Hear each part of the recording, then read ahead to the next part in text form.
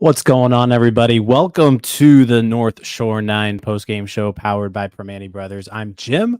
With me is Tyler. Tyler, how are we doing tonight? Hey, Jim. What's up? What number is this? We're about to give away. So far this year, we've given away 68 free Primanti Brothers sandwiches. Tonight, we are giving away our 69th free sandwich, which is a really nice number of sandwiches so far for the year. And then also we're gonna give away sandwich number 72. So get your hashtag RaiseIts in the comments so that you can join the giveaway. But yeah, what a game today. Pirates take the first game of this series. It's a very pivotal series with the Reds. They came in tied in third place. Yeah, let's get into this. But before we do, BetOnline is your number one source for all your sports betting needs this season, from baseball, golf, soccer, right to all the top fights in UFC, MMA, and boxing. Every stat, every matchup, and even live odds and spreads while the games are being played. When the game's over, head on over to our online casino and get in on a game of blackjack or poker, or unwind with one of our over 150 slot games. Head to the website today to get in on the action. Use promo code BELIEVE for your 50% welcome bonus on your first deposit. BetOnline, the game starts here. All right. Let's start where this game began, which was Paul Skenes throwing fastballs to the top of the Reds lineup in the first inning. And I really want to actually talk about this because this first inning played a very pivotal role, I think, in Paul Skenes' start, and it showed a ton of maturity with him. I think this was one of his best starts that he's had, just because of the in-game adjustments that he made. That first inning, he was obviously, pumping fastballs, and Ellie De La Cruz hits a fly ball, 103.6 miles per hour. Gets caught, but it would have been a homer in a lot of stadiums, including Great American Ballpark. But that's an out. Candelario singles, 100-mile-per-hour single. Spencer Steer doubles him in with a 104-mile-per-hour double. So the Reds were hitting Paul Skenes pretty hard right off the bat and jumped out to a 1-0 lead in the top of the first inning. So, but after that first inning, Paul Skenes made a change, right? Grandal was catching. So just shout out to Grandal and Skenes here, because the game plan changed mid-game, and he went away from the hard stuff. Like, he still threw it, but he mixed it in a lot. Mixed in the splinter, mixed in the curve, threw more curveballs today than I remember seeing him throw all year. But just what do you kind of take just from that in-game adjustment? I thought that's what stood out the most to me, was just the way they adjusted to the Reds' approach. And he was able to just adjust immediately, and he shut them down. Yeah, so just to keep it to the pitching side of things, there was a point in this game where I think it was maybe the fourth inning, Skenes was throwing more splinkers and curveballs than fastballs, or four-seam fastballs, I should say. Mm-hmm. You saw that adjustment that you were just referring to. And really, I actually want to credit the Pirates for the first time in my life, because it felt like they had a pretty good game plan or a scouting report against what the Reds were going to do. You mentioned what they did in the first inning there, but they kind of flipped the script there. And offensively, pitching-wise, I thought they had a terrific approach for the first time in a long time, where it looked like they had an answer for everything the other team was doing. Honestly, on both sides of the baseball, it felt like they had an answer for everything. Yeah, it was just a really well played game. Those 3 hits were all off of fastball. Those three batted balls were all off of Mhm. fastballs. You mentioned kind of how he switched things up. He went 18 curveballs today, 10 changeups, more changeups than I Crazy. remember him 18 throwing. curveballs, Jim. Yeah, 18 I don't know if you curveballs. threw that in the minors.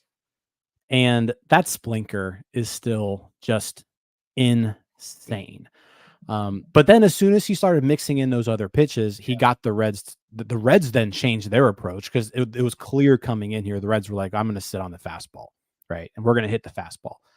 They figured that out very quickly. They mixed things up very early on in this game. And then he went back to the fastball, and the Reds weren't able to adjust to it. He had their heads in a pretzel pretty much the entire outing. That splinker, I can't say enough about it. 47% whiff rate. He just every time he throws it, it seems like it's just the exact perfect time. It's the exact perfect timing, and it's the exact perfect location. It's one of the best pitches in Major League Baseball right now. And it's one of the best pitches I've ever seen a Pirates pitcher throw. Like I'm not exaggerating here. That pitch, it plays off his other stuff so well. Hitters have no shot. None. Yeah, and what it does is it just mitigates any chance that a lefty has against him. Because you look at righties and lefties and guys that throw the things that Paul Skenes can, and you expect him to be a fastball slider type of guy, and that's really what he was. The addition of that splinker just completely mitigates any type of offensive prowess that a lefty can give against you. And it feels like the Reds really came into this thinking we're going to jump on that fastball. And they did it early on. But I looked at Baseball Savant at one point, just thinking, like, where have the fastballs been? He had thrown nearly as many curveballs and more splinkers than four seam fastballs today. Like,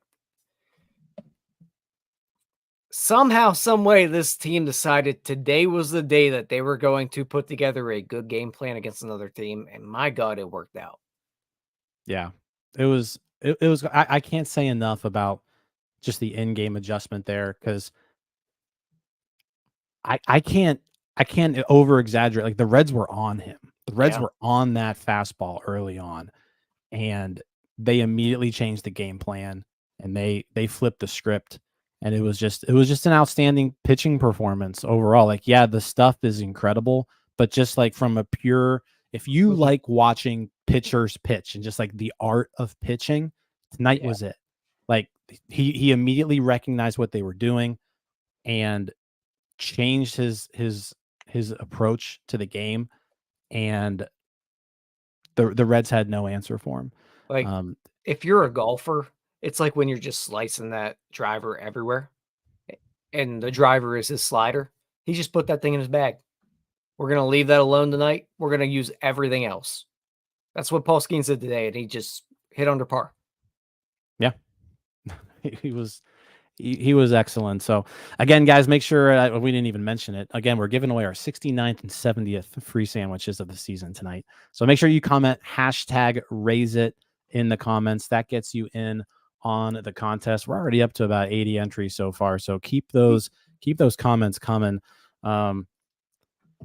I don't know how much more we can talk about Paul Skenes and just how good he is. Like, I feel like we could just go on and on and on. There were a few stats today that stood out to me with him.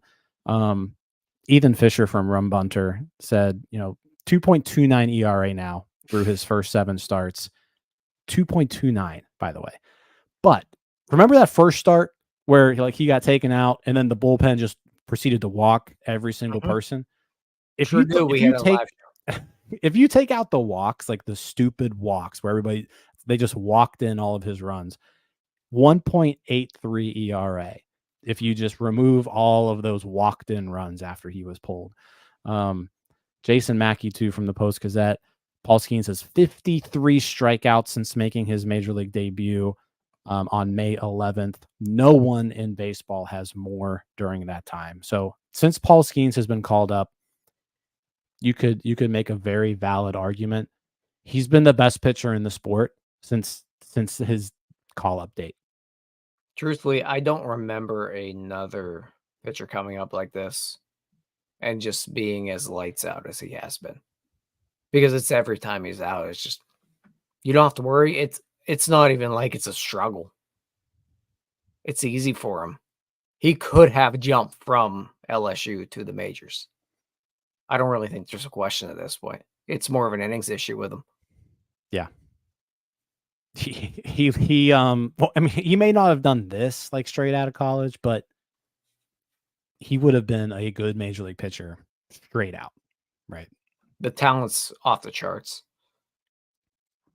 I've never seen anything like it. Like I keep saying that, and on TikTok we put a little clip of me saying that he might be the best pitcher I've ever seen. I'm still saying that right now. Like I know it's 7 starts, but he's doing things that I've never seen starting pitchers do ever. Like the pure stuff, the velocity, the way he maintains it too throughout the entire course of a game. The closest thing I can think of to him is like prime Justin Verlander at this point. But like that's really, really good. It's really, really good, Tyler. I mean, Verlander. I'm running out of adjectives and superlatives to describe the guy. So while I'm sitting there in the kitchen doing some dishes, I'm like, what more can I say about Paul Skenes? Because I am out of words to describe this guy at this point. He's that good. And you mentioned Verlander, but Verlander's stuff was really good. And he was so good for a long stretch of time. And obviously, Skenes has a way to go with the efficiency and getting longer in the games. But the Pirates do have a say in that. Once the reins are taken off of him, we're really going to know. But I can't imagine him not being I'll just say a top 3 pitcher in baseball next year. I can't imagine it. Yeah. This guy is that good. Like I am not speaking I'm not speaking hyperbolic here. This guy is that good. There's a reason he was one of the best pitcher to come out of the draft in that long. He's that good. The Pirates are now 6-1 in games that he starts. He's 4-0. Yeah, it's crazy. Like I've never seen a pitcher do this before. And it's so exciting because it's like he's ours. Yeah. You know, like there's been dominant pitchers. There's been dominant pitchers who have come up and like these once in a lifetime type prospects. And it's always like, man, it'd be really cool to have that. Yeah. Well, guess what? We do. We have on my team. He's on our team. Yeah. Honestly, though, it's like when the Penguins drafted Crosby. It's literally in that's good. Yeah. It's in that realm. Yeah. Crosby was one of those guys where it was like, obviously he was the first overall pick. And as soon as you saw him step on the ice, it was like, well, this guy's the best player in the league. Like, you know, hands down. And yeah, that's what it's like. I would take Paul Skenes right now. If you said, Jim, you've got to win a game today. You have and you have full range of any pitcher in Major League Baseball. I might take Paul Skenes. Like that's how confident I am in him right now. No, he's out of this world. And dude, aside from the length that you'd like to see out of him, maybe the efficiency growing. And really, I don't know how much more that has to grow. A lot of that I do think is just innings limits on him. Yeah, I agree. But I don't know what else he can add. Like, just stay healthy. Yeah, that's it. Like, if this guy stays healthy, the Pirates are winning right now 84% of the starts.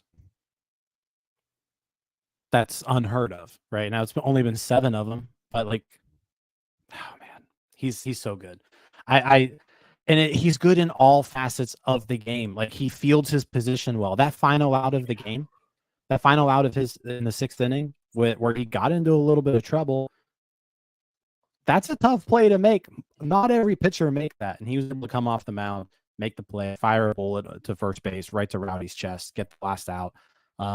Controlling the running game, that pickoff move to Ellie De La Cruz in the 5th inning. Yeah. That was in the 6th, actually. Outstanding pickoff move. Okay, I'm glad it's your internet, not mine. Yeah, it's my internet. Okay, good to know. I'm sitting here waiting on a comment. Thank you, Cody, in there. But man, you mentioned it when you watched him pitch in Indy, that you were really impressed by his ability to hold the running game. And it was immediately noticed how good his pickoff move is. And he's actually relatively quick to the plate for the size he has. Because I remember looking back at Garrett Cole and thinking, this guy's got to learn how to get quicker to the plate. Paul Skenes, it seems like those little things that you see throughout the way that you see with hard throwers. He already has those notches in his belt. It's just stay healthy. Like he's there. Yeah, he really is. He's the best player on the team. Oh yeah. He's he might be the best hitter on the team. I don't know. And he's been here for a month. It's incredible. Is there anything else you want to add? I mean, we just gushed about Paul Skenes for 16 minutes, and we haven't really talked about anything else yet. But it's great that I just feel like about him after Bednar just went off about this team 2 days ago. That's true. But hey, win yesterday, win today. Yep. You win tomorrow. That's called a winning streak. It is. It has happened before. Yeah. So, but just an overall good team game. The Reds started Carson Spires, his first start. He had been pretty good out of the bullpen. They were stretching him out, kind of as their long man, and he gets the start today. He goes 6 innings, throws 104 pitches, but the Pirates jumped on him early, like right off the bat. Andrew McCutchen draws a walk. Bryan Reynolds with a double, his first of 2 doubles today. And then O'Neill Cruz. There was a battle of the Cruzes today, right? You had Ellie on Cincinnati, O'Neill for Pittsburgh. Both of them had their moments today. Ellie went 3 for 4 with a stolen base, but O'Neill Cruz, a huge first inning opposite field hit to drive in 2 runs. That's what you need to see out of him. Absolutely. Is just kind of taking what they give him. And yeah, that set the tone. That first inning could have even been bigger, I think. Yeah. But they score 3 runs that inning. Hayes brings another run in. But yeah, just the offense jumped on him early. Yeah, and I talked about the game plan that I thought the Pirates did a good job of putting together today. And when I talk about that, O'Neill Cruz there, he easily could have looked for that 3-run home run. And I don't know if this is exactly why, but I think what we saw down the line from what we saw from other Pirates hitters, they went up there, especially lefties. They went up there looking the other way, especially with runners in scoring position. And O'Neill Cruz there, hitting third tonight. 2 guys on, third and second, or second and third. Third and second sounds weird. Goes the other way. He could have tried to hit that ball in the river. Look for something up over the plate that you can just do something with. Hit it the other way, score a run there. If you ground out, it is what it is. Something we've been missing from the Pirates there. Really happy to see that out of O'Neill Cruz because he's not a guy you expect that from, right? We want situational hitting, maybe not so much out of O'Neill Cruz because what he brings is different. In that spot, that's where he becomes the complete hitter, where he can just hit the ball the other way with a guy on. And his speed should be able to beat something out every now and then. But it's good situational hitting. And we saw it later from Bryan Reynolds as well. And we'll talk about that as well. Just a lot of good things out of them tonight. I'm not used to saying good things out of the Pirates. I saw a lot of good things that they did. Yeah, they played a good game. 2 pickoffs, so like they played well there. There's a couple things I'll mention that I'll we'll save the negative stuff for the end, but there's a couple things I do want to mention. But yeah, overall, I mean that first inning was clutch for them, coming through with runners in scoring position. Nick Gonzalez, I think, got robbed of a double. I thought he had a fair ball that the umpire called foul, and that could have broken the game up even more. But yeah, after that, then Bryan Reynolds adds another RBI double in the Going the second other way inning. again. I'll say this: Bryan Reynolds has been really, really good lately. He's on this hitting streak right now, which how many games is it? It's like 17 or something. It's the longest hitting streak in baseball. Let's see. 1, 2, 3. I'm going to count. 1, 2, 3, 4, 5, 6, 7, 8, 9, 10, 11, 12, 13, 14, 15 game hitting streak for Bryan Reynolds right now. He's hitting 339 in June, 950 OPS. That's going into today. Those numbers only get better.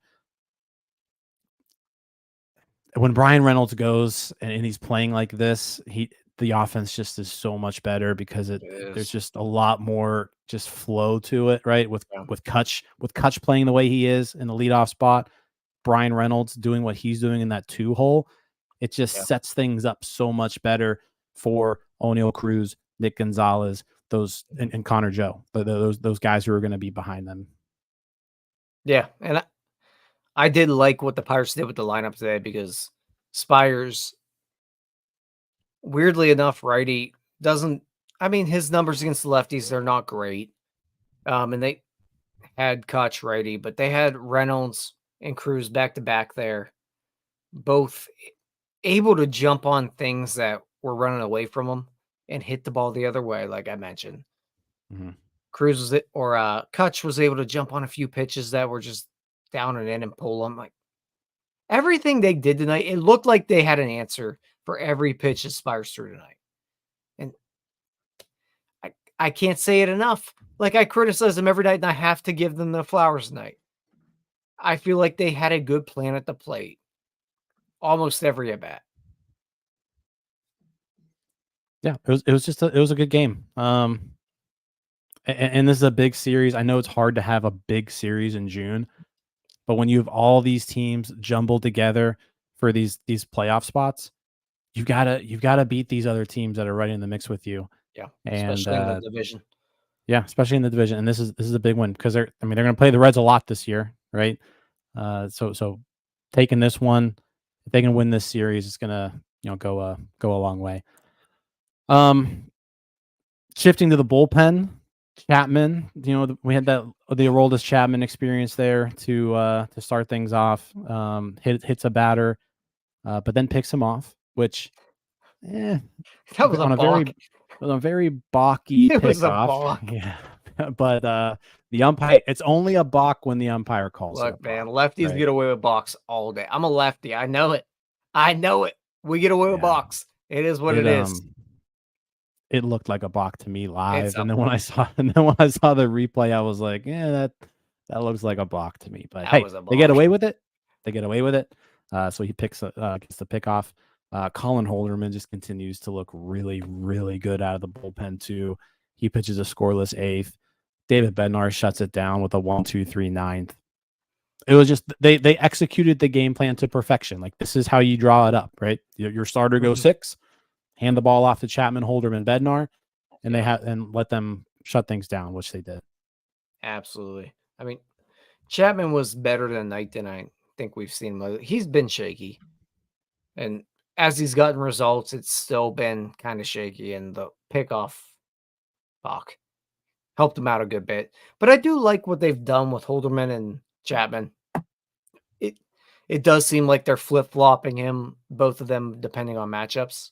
And granted, it's probably more going to be Holderman in the 8th inning role because Chapman's just not been good enough. But I think they are rotating them more towards matchups at this point. Yeah, you have seen that a lot lately where kind of depending on what's going on, Chapman has the 7th, Holderman has the 7th. Whatever they're doing has been working though. Like those 3 they've been getting the job done here lately.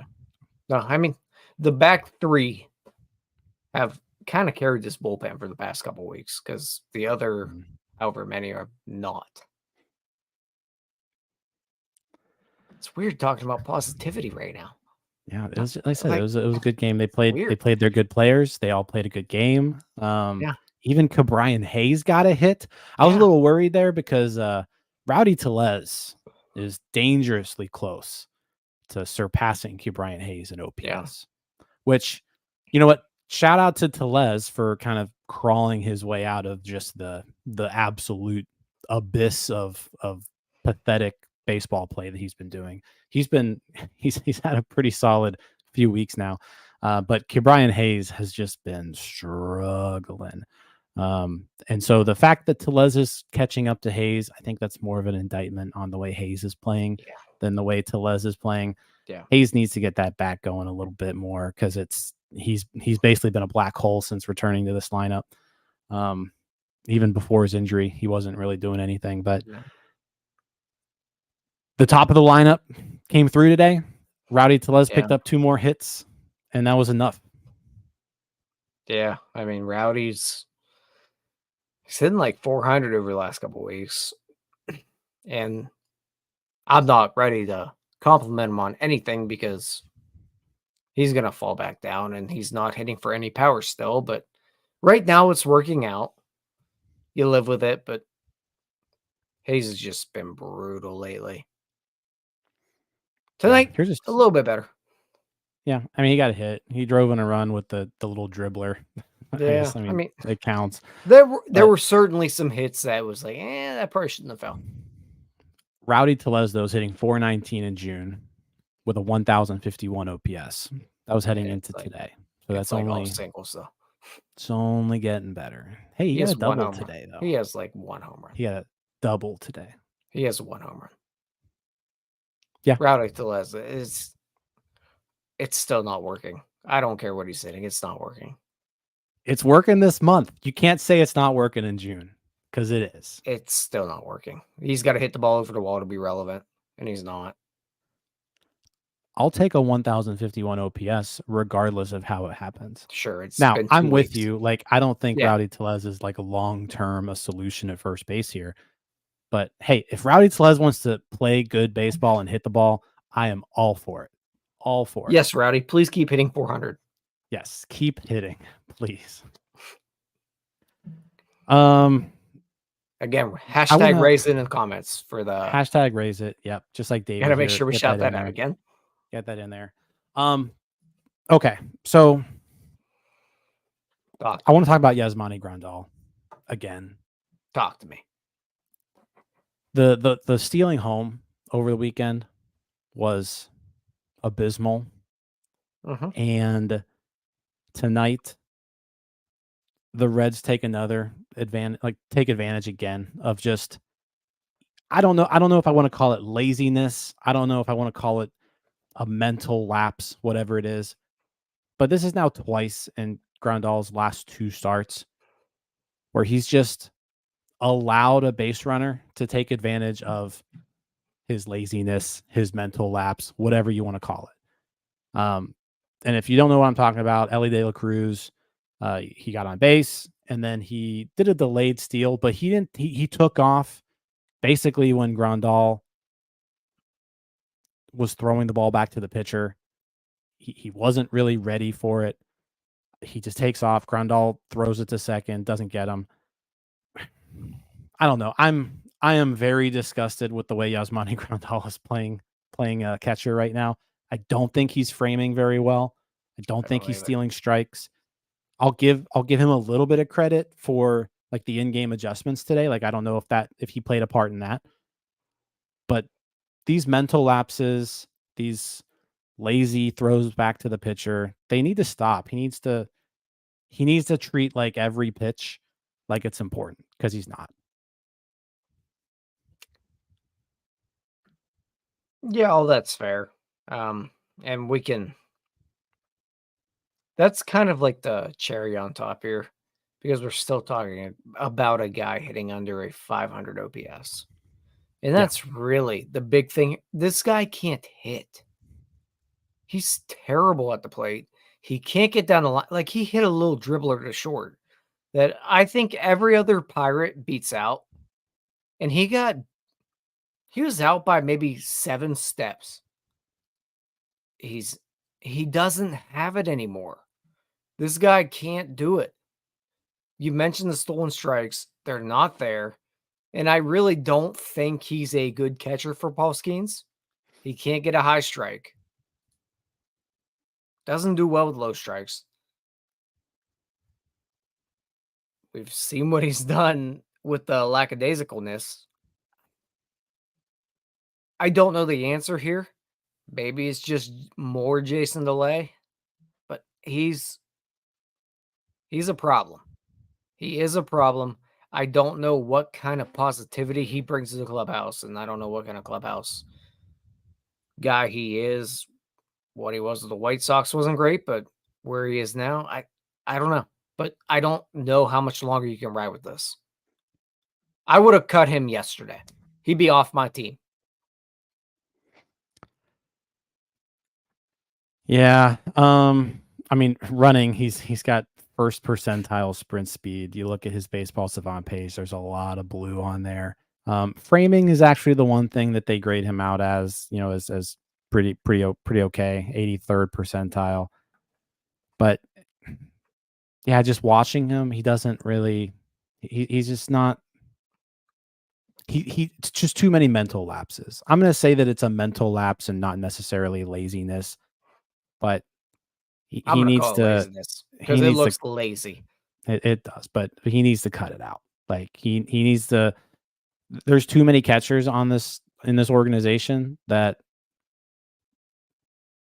quite frankly, are better than him. Like when Joey Bart gets healthy, Jason DeLay will probably be the roster casualty just because he has options. But like Joey Bart's better than you.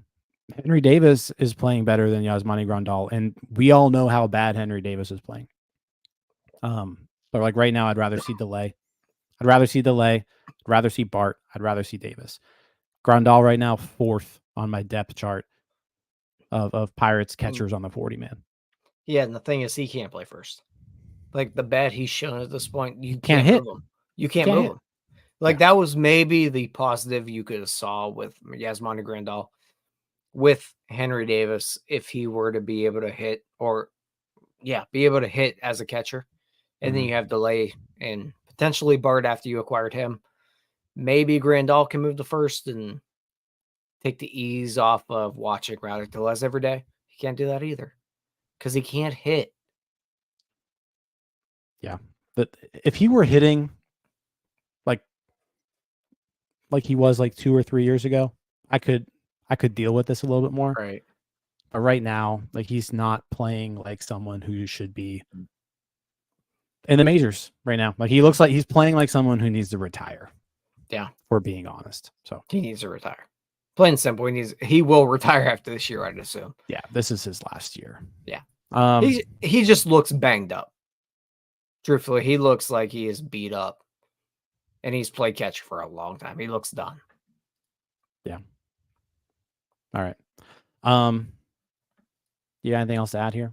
No, is it Sammy time? I think it's sandwich time. So can we give away number 69? We're gonna give away sandwiches number 69 and 70. If you haven't already, just like Gabe here, 2-time winner, Gabe, by the way.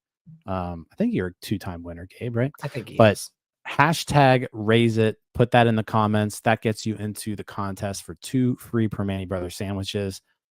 Speaking of Primantis, while you're getting those last few raise it's in there, tailgate is this Saturday. It's supposed to be 99 degrees in Pittsburgh on Saturday. I can assure you we're going to try to get there very early to get a spot in the shade underneath an overpass. So at least it'll be 99 and shady, hopefully. But Primanti's is going to be delivering a whole lot of food. So it's going to be catered by Primanti's. And then we're going to bring a lot of water too. So there'll be a lot of water. So we should have you covered there. But hopefully see everybody there. RSVP if you haven't yet, down in the description. But really looking forward to seeing you all on Saturday. And then post-game show live from Market Square Primanti's after the game. So if you're at the game, follow us over across the bridge. Head over to Primanti's. and watch the live post game show. It should be a lot of fun. All right, I think I gave you enough time here. Let's go ahead and give away some sandwiches. Good luck, everybody. 114 entries. Let's see what we got going on. While this is rolling, like the video, subscribe to the page, all that good stuff. If you're on the podcast, we appreciate you listening. All right. Douglas Schaefer. Douglas Schaefer. Congratulations. That's a Dougie Fresh 2. Was called Douglas Dougie Fresh 2. Dougie Fresh 2. We'll go with. All right. No, congrats, Douglas. Reach out to us on your preferred social media method, whether that is Instagram, TikTok, Facebook, Twitter, whatever it is. Or you can email us at northshore9@gmail.com. But congrats, Douglas Schaefer. You've just won 2 free Primanti Brothers sandwiches. Appreciate you watching here tonight. So thank you, Doug, and congratulations.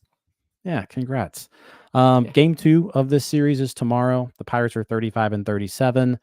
Bailey Falter versus Nick Lodolo. So if you're a fan of some southpaws, got some southpaw action there for you, Tyler. We'll be here with another post-game show for you. Outside that, though, Pirates win 4-1. We ready to roll out of here? Yeah, we'll probably see a little bit of a different lineup tomorrow. Hey, the Pirates hit well against lefties every now and then. They got some guys that do. So, yeah, should be a decent matchup for them. And hey, I don't want to talk about broom, but the only one was 2 more games. That would go a long way. It would. All right, guys. Thanks for watching. Thanks for listening. Again, like the video, subscribe, all that good stuff. We will see you tomorrow. Talk to you all later. Peace out, Scouts. Hey, you all. Thank you for watching. I know we try to provide the most entertaining content that we can, and we'd love to spread it to as many people as possible. So I know it doesn't seem like a lot, but if you could take the 5 seconds to like this video and subscribe to the page, it helps out so much more than you know. Thank you, and let's go Bucks.